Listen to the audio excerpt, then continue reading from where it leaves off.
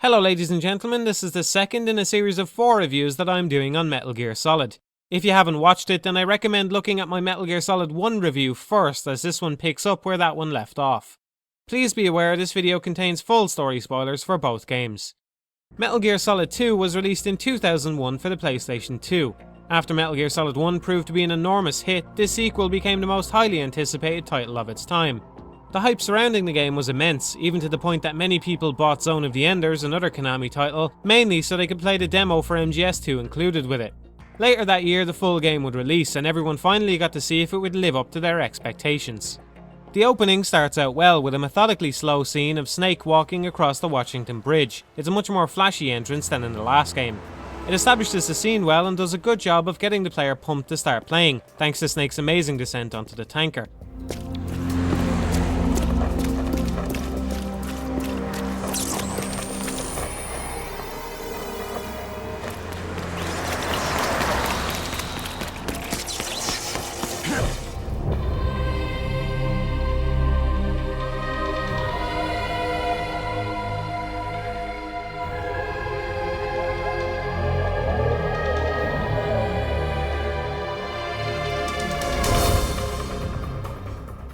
Afterwards, the codec kicks in immediately, this time rendered with 3D models rather than the sketchy look it had before. Personally, I prefer the style of the MGS1 codec. I think it looks a lot grittier and in a way more realistic than the MGS2 equivalent, but I can see why the difference between the hand-drawn artwork and the game would be a lot more jarring this time around, since the graphical fidelity was greatly improved. The very first stage is actually one of the most graphically impressive areas in the entire game. The rain feels particularly authentic, really helping to set the atmosphere. This is one of the differences between the Metal Gear Solid series and many other games. From what I've seen, most developers seem to think of something like weather effects as an ancillary part of the graphical engine, which is why they often look so terrible. They're squeezed in after everything else and they have to use as little juice as possible to get them to work. This tanker level in MGS2 wisely recognises that the rain is an important aspect to the scene. You can tell they put a lot of work into it. Let's look at exactly what effects are in place to make this happen. First and foremost, a shader effect covers the entire screen to make it look like rain is pelting down everywhere. Another one is layered on top of this to make it look like cold wind is blowing across the landscape. This one persists if Snake walks underneath some cover, and both of these are enhanced by underlying sound effects. The textures on the deck of the boat also have a slight reflective element to them, giving the impression that the deck is slippery. Even Snake is reflected on the surface, meaning at least some of this is happening in real time rather than being totally pre-rendered. The windows on the exterior of the boat also have an animated texture simulating moisture. Snake's model is covered in a particle effect which makes it look like raindrops are bouncing off him, and some of the surfaces have this same effect. Lastly, Snake's feet create large splashes as he moves around, punctuated by sound effects. This is far more than the minimum that was needed to establish that it's raining, yet it adds so much more to this area than any kind of improved textures or polygon counts would have. MGS1 provided a few small little secrets and touches to the world which made it a lot more vibrant, but MGS2 practically uses this emphasis on attention to detail as its entire philosophy. When it comes to gameplay, the basic concept remains more or less identical to the previous game, but there are a host of small changes which form something greater than the sum of their parts and give the game a different feel to it. Mostly these are changes to the way the guards work. Bodies, for instance, no longer disappear, which means Snake often has to drag them away from the scene of the crime to avoid detection. Usually this means tucking the body away in a secluded place, or better yet hiding it in a locker, one of the other new additions. Alert phases no longer happen automatically as soon as Snake is seen. Instead, the guards need to radio in, giving the player some crucial time to rectify their mistake. If the player shoots the radio in advance, then the guard is unable to call for backup. There's now a caution phase between evasion and normal, where the area is patrolled by a higher number of guards than before. It complements the other stages of the game and is personally one of my favourite additions, even if it is a relatively small change. This phase lasts such a long time to encourage the player to come out of hiding and deal with a larger number of guards rather than wait it out. The player essentially suffers some heightened difficulty for a while as a punishment for their mistake. Perhaps the most impressive change to the various phases of the game are the clearings which can happen during an evasion phase, when the guards are still actively searching for Snake. These sequences are not only technically impressive, they add a fantastic layer of tension to an escape. Just barely avoiding discovery and death is a great feeling, one right at home in a stealth game. The movements of the guards are meticulously animated, and in fact the team had a military advisor to pull some experience from. It's evident in some of the cutscenes and even in Snake's movement. He'd never be seen holding his gun upright anymore because that's just something he'd be trained not to do.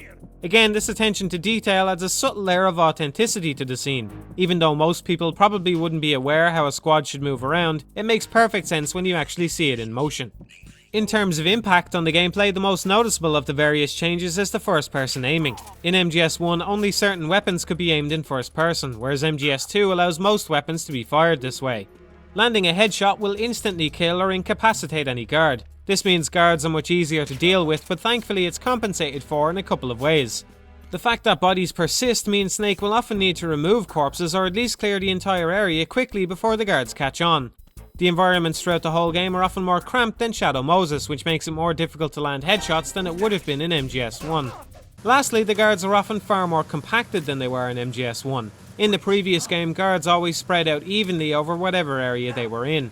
In MGS2, it's not uncommon for guards to be clustered into groups of 2 or 3, which makes it difficult to take them all out without the others noticing. Shadow Moses has a total of 23 guards, whereas the tanker has about the same number compressed into a much tighter space. Even with all these subtle compensations in the level design, the first-person aiming of MGS2 is still arguably the largest change when compared to its predecessor.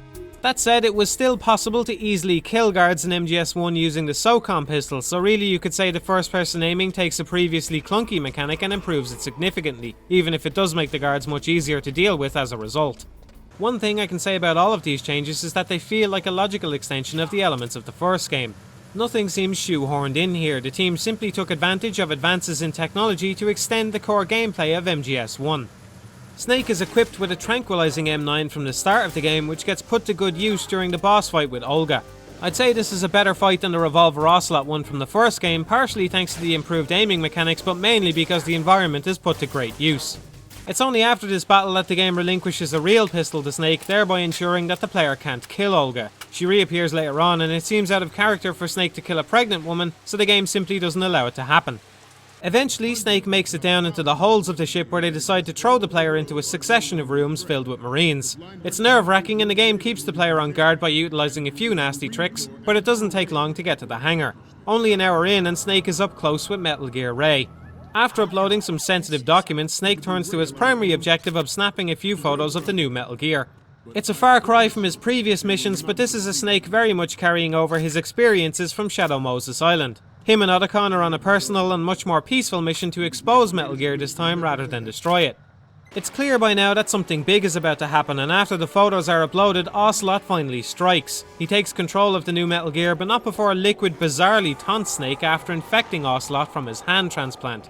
Ocelot ultimately ends up sinking the tanker as he escapes with Ray, and Snake's fate is left unclear. The reality is though that Snake's fate is very clear. He's the protagonist of the story, so he obviously wasn't going to be killed off with so little fanfare. The aftermath of the tanker incident is explored 2 years later, and that's when MGS2 really begins.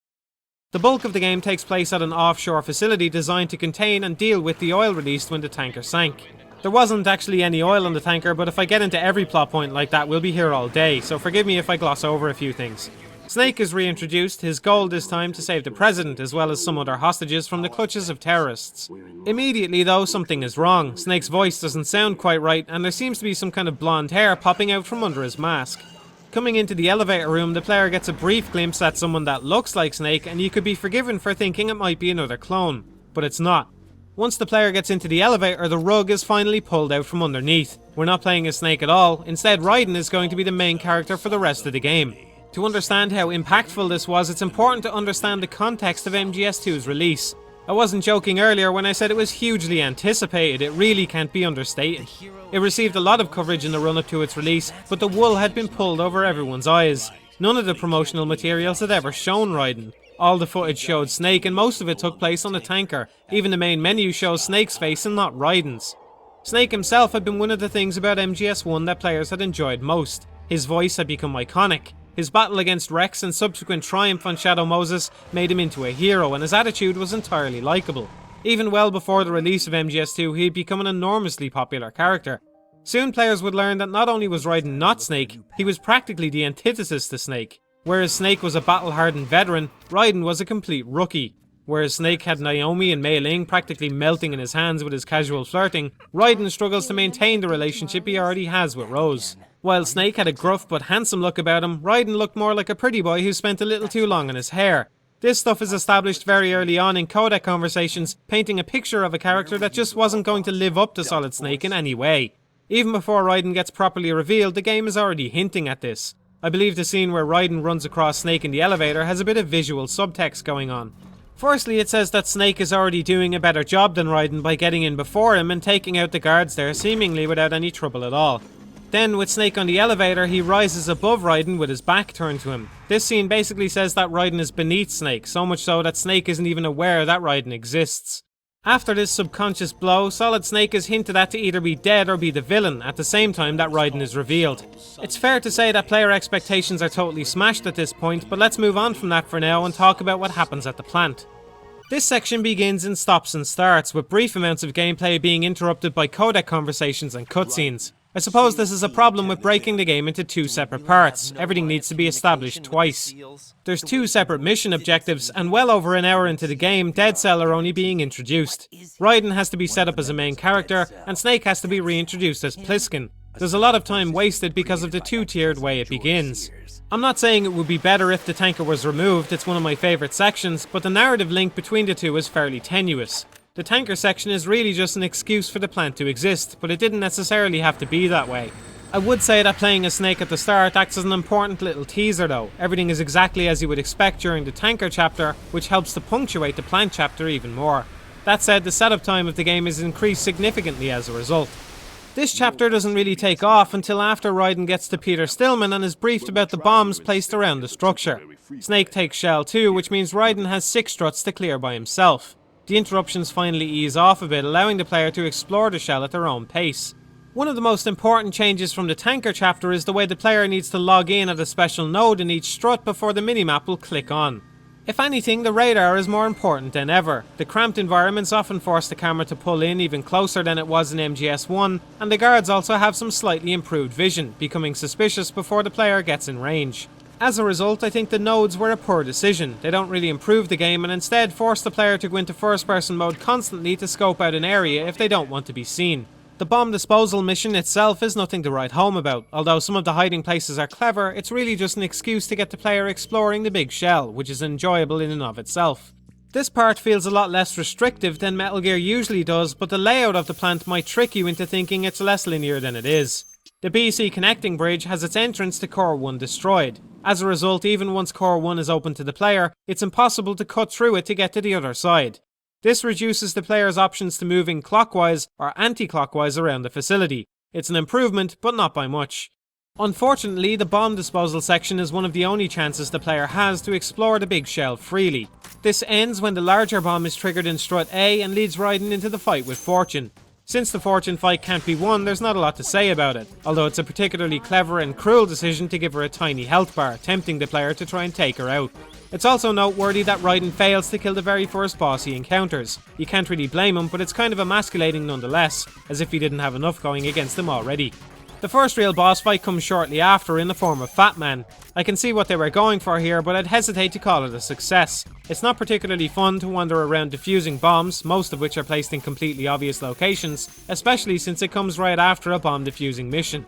It's somewhat like the Vulcan Raven fight from the previous game, but it lacks the level of strategy that boss fight had, partially because Fat Man is too fast to hit a lot of the time, and also because Raiden doesn't have a lot of his weaponry yet. Hiding the bomb underneath him after the fight is clever at least, I gotta give them points for that. Fat Man expands on Stillman's story a little, but really Stillman is introduced and killed so quickly that it feels a little out of place. There's a nice payoff when Raiden discovers his corpse later on, but it's really up for debate whether this small moment was worth all the conversation involving him. It eats up a surprising amount of time for such a small secondary character. After Fat Man is taken down, Raiden goes in search of the hostages, using a disguise to get into the core of Shell 1. This section is incredibly short if you go about doing what you're supposed to, but the uniform does at least encourage you to mess with the guards a bit. Looking for dog tags is another way to extend the game, and this section is a good example of how areas can become more difficult or at least prolonged when trying to hold up all the guards. Unfortunately, this is an important point to mention because most of the stealth gameplay has already passed by this point. Once the player finds Ames, the game dives into some fairly lengthy exposition. Raiden and Ames decide to communicate over codec rather than speaking directly to each other, which makes a lot of sense here. There's other points where Raiden communicates with Emma or Snake over codec, which are a lot harder to justify though. These are thinly veiled ways to avoid having full cutscenes for every discussion that takes place, since that would require animations for body language and some camera panning to keep the scene visually interesting.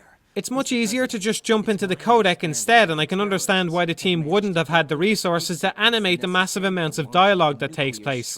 That said, maybe the better solution here was to make things a bit more concise. The fact that they have to jump into the codec should be a warning sign that there's too many cutscenes. Following in the footsteps of its older brother, the game undergoes a marked shift in level design around this point. Instead of featuring areas where Raiden wanders around, mostly avoiding detection, the game leans more towards unique situations and boss fights right the way through to the end. It starts with the bombs on the bridge, which I have to admit are a clever little scenario if only for how many subtle places they manage to hide the sensors. It also serves as an important function by giving the player some time to get used to the sniper rifle, which is put to use later on. Directly after that it's the Harrier fight, which plays very similarly to the Hind fight from MGS1. Shell 2 is where the level design starts to fall apart, both literally and figuratively. The explosion there earlier in the game and the damage inflicted to the bridge during the Harrier fight are used as a way of circumventing the struts of Shell 2 and putting the player directly into the core instead. The entirety of the plant chapter only takes place across 8 structures, most of which only have one room. Essentially, the entire plant chapter can be distilled into a few rooms and a few bridges. I wouldn't be surprised if the entirety of Shell 1 was about the same size as the first 2 buildings on Shadow Moses. If you ask me, it's a disappointing size in and of itself, and the last thing the game needed to do was include 5 entire struts on the map which never see any use. I can't imagine any kind of game where this is going to act as anything but a detriment. You can't show a player a map and only use half of it, you're just setting everyone up for disappointment. Given enough time and resources, I also think they could have added 2 struts to each side where the towers are at the moment. This would give the big shell a truly branching layout, while still being very easy to read and move around. Of course, that's just wishful thinking, but Shell 2 should have been completed at the very least. Unlike MGS1, MGS2 doesn't use much backtracking to pad out its length and reuse space, but it also doesn't expand on the amount of space either, resulting in a first half which feels shorter. Not only that, but the environments in MGS1 had a little bit more variety. They were all part of the Shadow Moses complex obviously, but every room felt different. The big shell mostly just feels like the big shell. The level of detail is obviously much higher than it was before, but the team making MGS2 would have had better tools at their disposal and a much larger budget after the massive success of the first game, so it's less forgivable here than it was previously. After Raiden takes a shower and entertains the President, the full horror of the Shell 2 core begins to reveal itself. With this section flooded, Raiden's only choice is to go for a swim. If you ask me, swimming levels are tough to get right, which is why so many games fail to make them entertaining at all. For any game to really excel, the developers need to set up the basic controls and test them out rigorously, tweaking various numbers until they get something that feels right. I'd say the movement and aiming of MGS2 are a good example of this. They're very tightly designed. Swimming is an entirely different way of controlling the character, so you can look at it this way. As soon as Raiden gets into the water, MGS2 becomes an entirely different game for that short period of time. If that new game is going to excel, it's going to need just as much fine-tuning to make it feel right. This is why I've never understood why a lot of developers choose to throw in short underwater sections which are obviously not going to have as much time dedicated to them. The environment here doesn't help either. Full of cramped spaces, it's easy to get Raiden caught up swimming into a wall or something. I'd hesitate to say this section is bad. I know I've played some much worse underwater levels in my time, but I just feel like it was completely unnecessary. Thankfully, one of the better boss fights in the game comes along to break this up. Vamp himself is obviously a strange character, so much so that when Yoji Shinkawa, the concept artist for the series, was told that there was going to be a vampire in the next Metal Gear, he laughed and waited for Kojima to tell him it was all a joke. Vamp made it in though, and his miraculous resurrection ability is jarringly strange, even though the previous game featured Psycho Mantis. Even with these strange powers, I've never found Vamp to be a particularly interesting character, and in fact the entirety of Dead Cell seemed to be a little bland, especially in comparison to the bosses of MGS1. I think this is because their roles are a lot less clearly defined. Each member of Foxhound had a very distinct role. You have a trickster, a sniper, a brute, and a leader. The members of Dead Cell are a lot more muddy. What's Fortune's role? What's Vamp's role? Why are his powers so weird and where do they come from? Fat Man is the only one with a clearly defined job, but he ends up betraying his team, giving an ultimately unclear picture of what his motivations were as well. The characters of Dead Cell get about as much screen time as the characters from Foxhound, but end up being less interesting. Fat Man is the only one who gets a death scene reminiscent of the ones the Foxhound members got, which also explains why the Dead Cell team are such an enigma in comparison. Even at their worst, the Foxhound members were vaguely likeable in a way, but there's little human or likeable about Vamp. Solidus is a complete mystery right the way through to the end, and Fortune is lacking in complexity. All she does is complain about her father being dead, or complain that she's not dead herself. No. No, that death was meant for me. Why am I the only one that can't die? Alone again? Cheated out of death again? How long will you force me to live? How much longer, Dad? You've punished me enough. Despite how uninteresting I find Vamp as a character, I'd have to admit that this boss fight hits the mark. It pushes the player's first-person aiming skills to the limit by having him acrobatically dance around the room, and there's a couple of nice little tricks get employed along the way, like when Vamp pins Raiden's shadow to the floor. Eventually Vamp goes down for the second time, and Raiden finds Emma. If you ask me, this is easily the worst section of the game. When I consider playing through MGS2 again, this is the part that springs to mind and asks me to reconsider. Emma is fine as a character, but there's simply far too much codec time dedicated to her. Not only that, but the game pulls the utterly amazing feat of asking the player to backtrack through an underwater escort mission. I suppose I should just be thankful that it's not timed as well. It's fairly brief at least, but only if you skip the cutscenes. There's about 15 minutes of cutscenes spent establishing Emma and some information about GW before the player even completes the swimming section. I don't think anyone expected MGS2 to go easy on cutscenes after playing MGS1, but they could certainly have been paced a lot better, and the subject matter strays off the mark from time to time. Mostly it's just an excessive amount of exposition poured into every element of the script, and Emma is a good example. It's important to establish now that she has a strained relationship with Otacon, but that the two obviously care for each other. The game does this with about a minute-long sequence where Emma reminisces about when they were children. There are other ways to get this across though. For example, the way Emma and Hal talk to each other can convey information through subtext rather than spelling it out. In that way, dialogue can accomplish two things at once, and it should always be accomplishing as much as possible. There are several things being set up during Emma's introductory cutscenes: her relationship with Otacon, her role in creating GW, the virus that can shut it down, and her fear of water. All of these are introduced separately and given time purely dedicated to them, when in fact they probably could have been combined or at least condensed very easily. Not to mention stuff like this. What are those sticks in your head? Isn't a very good use of my time. Eventually, once they're out of the water, Raiden has to lead Emma around by hand. She's extremely slow to lead along, as if this whole section didn't have enough going against it already. Since escorting Emma isn't rewarding in the gameplay department, the only way it can really be justified is if it works as a bonding exercise between the player and Emma. But it's so unenjoyable that it frustrates, and if anything I'd say it's more likely to make the player hate Emma as a result. I can't call this section anything other than a failure, and I'm glad it only lasts for a few rooms.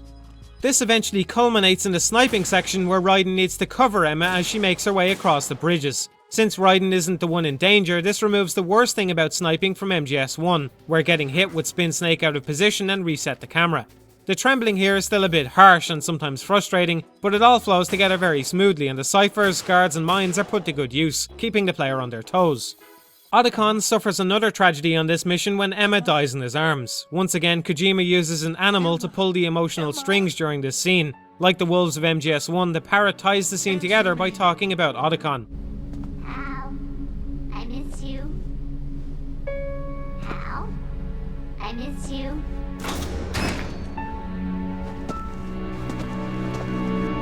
I miss you. I miss you. It's a clever way to show that his sister still cared about him. It's hard not to feel sorry for him. He gets a pretty tough break in both games, although I'd say we're treated to a lot more detail about his personal life than we really needed. It's also here that Olga is revealed to be the cyborg ninja, and she's actually allied with Snake of all people. It's instantly enough to make her one of the most interesting characters in the game. Her ultimate motivation of saving her child turns out to be pretty straightforward, but it accomplishes what it sets out to do, giving us sympathy for her, while simultaneously explaining all her actions as the cyborg ninja. Her arc actually starts out in the tanker, which makes it one of the few plot threads that flows very smoothly across both chapters. Before I move on to the ending, I want to talk about the Easter eggs and little effects that are placed throughout the game. Since the sheer number of them is staggering, I'm just going to reel off a list of them rather than go in depth. When using the node at the start of the plant chapter, entering the current date as the date of birth will result in a happy birthday message. Raiden can slip in bird crap in a few places, and if the player looks up in the air, there's even a chance he'll get hit in the face. Snake can take photos of various things on the tanker to elicit responses out of Otacon. Shooting a fire extinguisher near infrared beams will make them visible. The directional microphone can be used to hear Johnny Sasaki from Shadow Moses once again suffering from diarrhea. If the player kills a bunch of seagulls, Rose will eventually get on the codec and ask Raiden if he enjoys being so cruel. Hiding in a locker with a poster and then crouching and leaning forward will result in a kissing noise. If Raiden runs directly from Stillman towards Shell 2, then Snake can be seen crossing the connecting bridge while wearing a cardboard box. If Raiden uses the directional microphone at the parrot and repeats the phrase You must be Ames over and over, eventually the bird starts to mimic him. You must be Ames. You must be Ames. Spraying coolant on a sleeping guard will wake them up. And last but not least, hanging off a ledge and doing 100 pull-ups will level up the grip gauge, allowing Snake or Raiden to stay hanging for longer. This is by no means an exhaustive list, in fact I've probably left out more stuff than I've mentioned, but it serves to underline the sheer amount of foresight that went into planning every aspect of the game. If there's anything other games developers should take away from Metal Gear Solid 2, it's this attention to detail. Many of these little touches are played for laughs, but a lot of them aren't. Spraying coolant on a guard, shooting a fire extinguisher to highlight beams, or doing pull-ups to increase the grip gauge are practical and relevant improvements to the experience. And so now we reach the most interesting part of MGS2. Raiden is stripped naked and left to roam about arsenal gear, but not before the Colonel gives a foreboding message.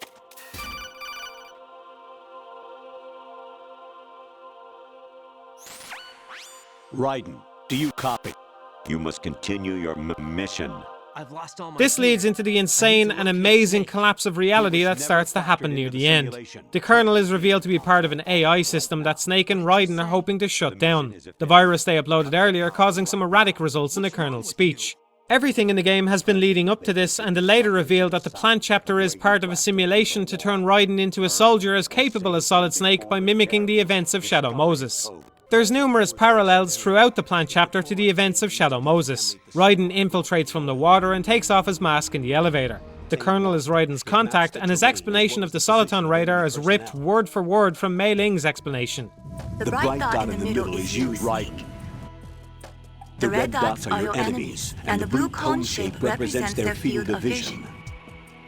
Your radar isn't affected by the weather, but if you're discovered by an enemy, you won't be able to use it. It gets jammed easily, I'm afraid.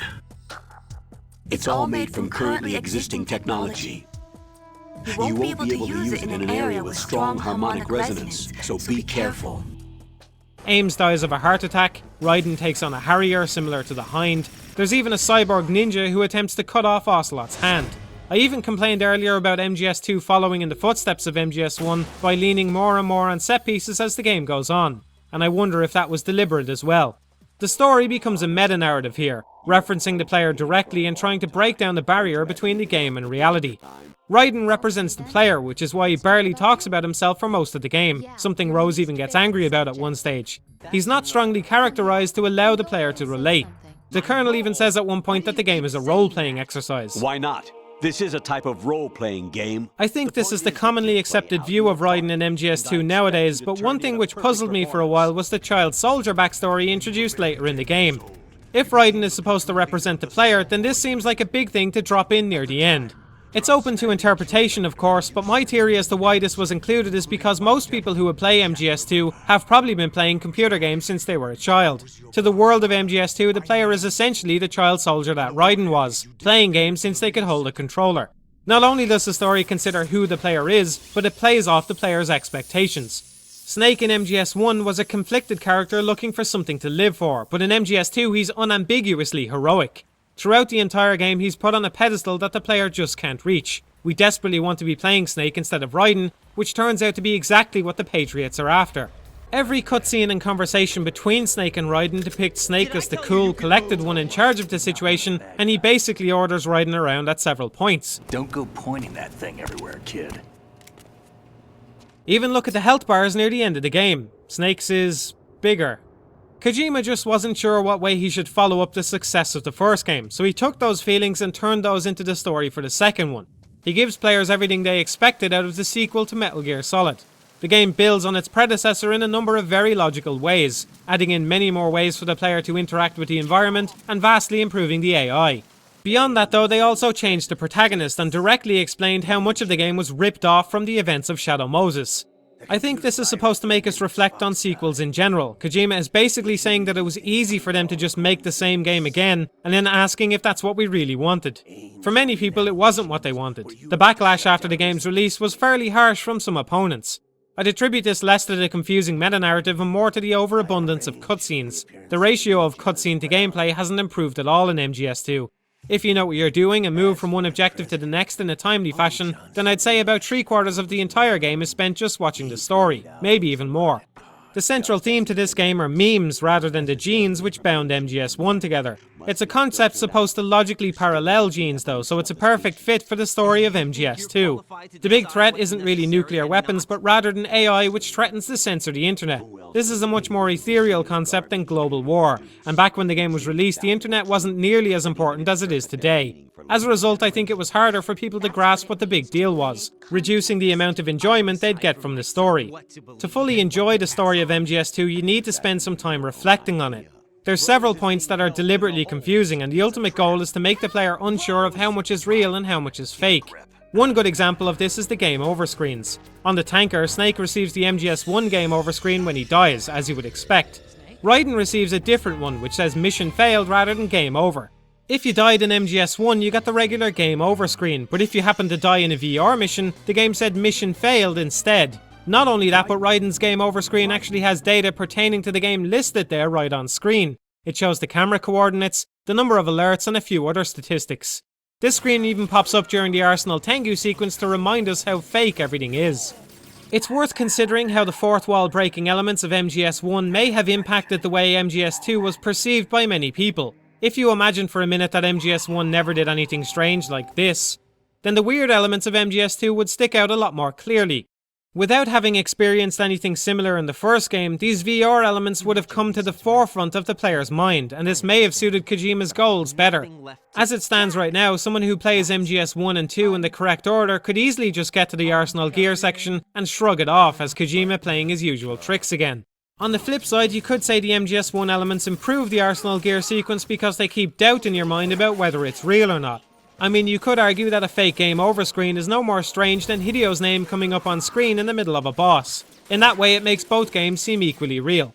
I do wonder if Kojima had known what he would want to do for MGS2 a few years down the line, would he have curtailed some of the stranger stuff in MGS1 and placed it in 2 instead, to more effectively highlight what the story was about. I certainly think that would have helped the reception of the second game to some degree, as people would have been prompted to think about the story more and its themes would have become clearer. Overall, I'd have to say I think I prefer it as it is now, with the elements in MGS1 helping to cloud the situation in MGS2 even more so that we'll never be sure how many elements were real. This uncertainty ties into Snake's speech later on in a meaningful way. Inside Arsenal Gear, the game is finally letting us in on its secret. Even the floors glow with the same kind of effect you'd expect inside a VR simulation.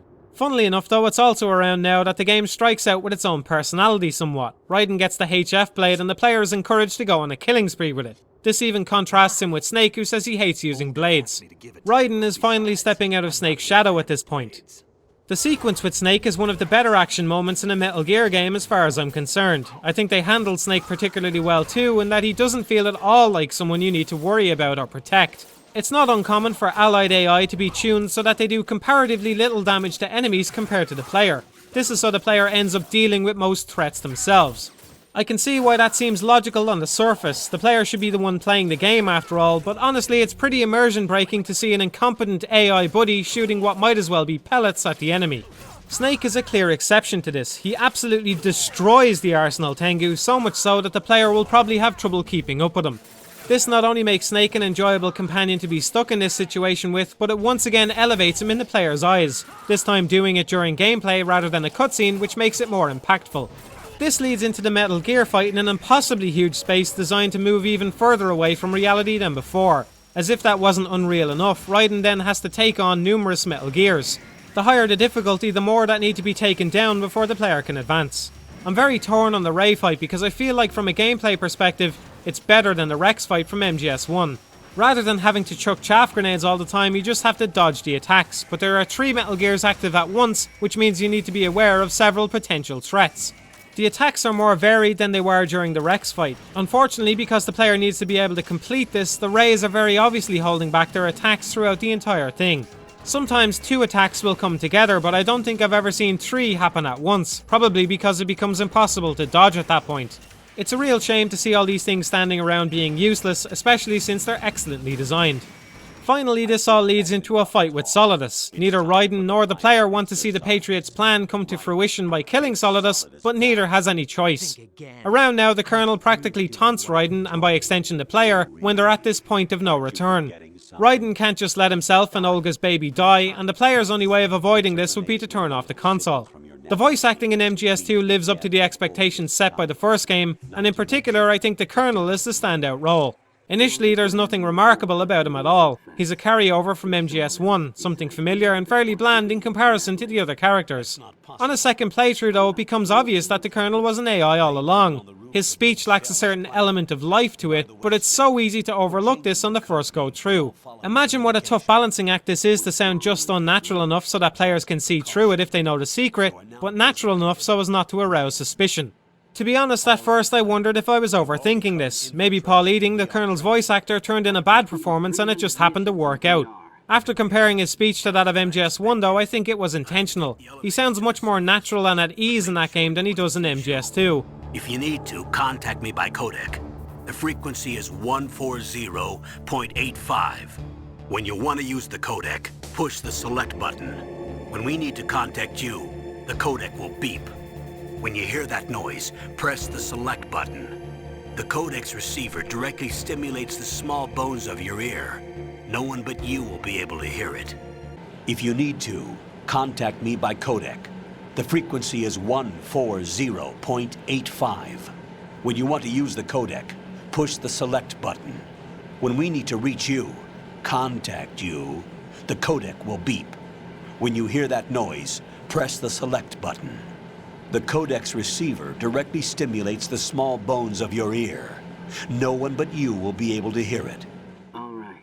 The fight with Solidus obviously parallels the liquid one from MGS1, although it feels a little different using a blade compared to bare hands.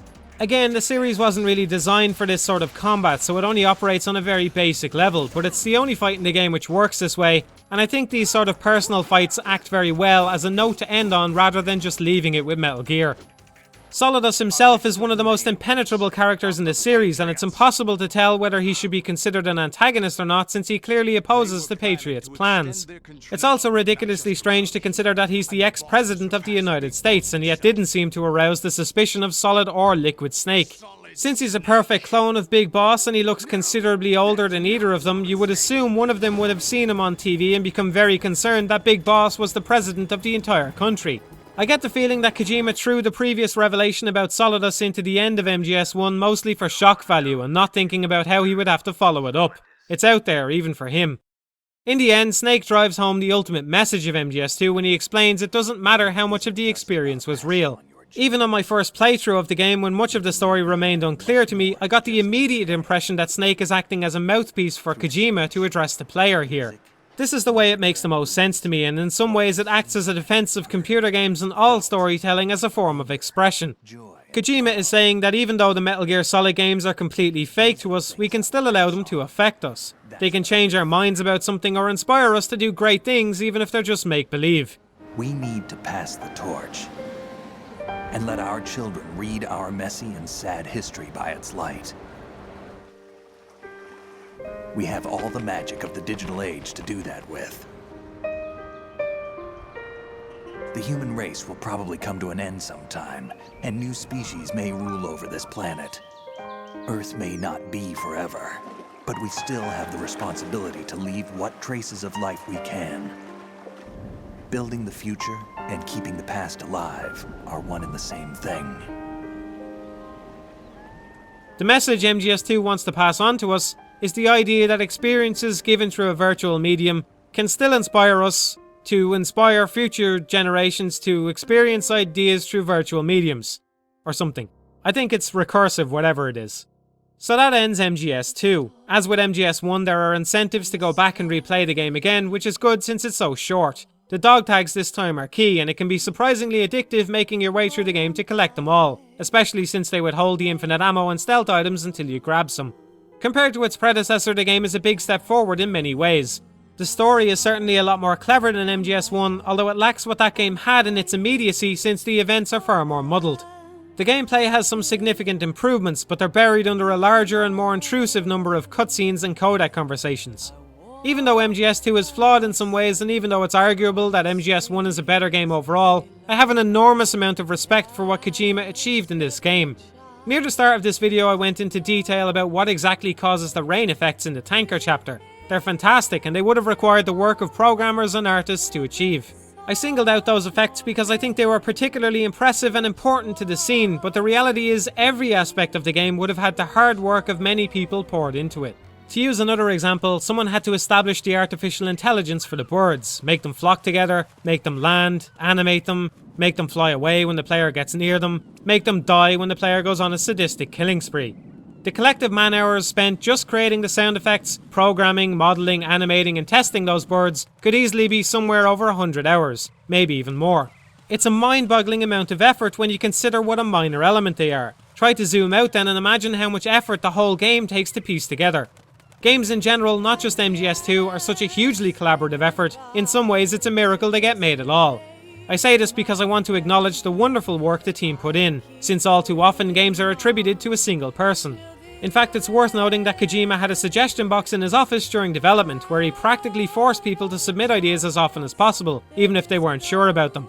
Snake being able to peer around and pop out from corners was one of the suggestions among some others which made it into the final product. It's always struck me as an idea that every game studio should probably try out for themselves.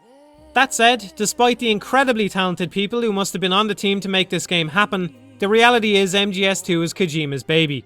He was and still is the closest thing the computer games industry has to an auteur, and MGS2 is the game where he established this beyond the shadow of a doubt. With MGS1, he had been handed a once-in-a-lifetime opportunity to turn Metal Gear Solid from a one-hit wonder into one of the biggest gaming franchises ever made. Look at any other developer who's been in that situation, and note how carefully they play their cards with the sequel.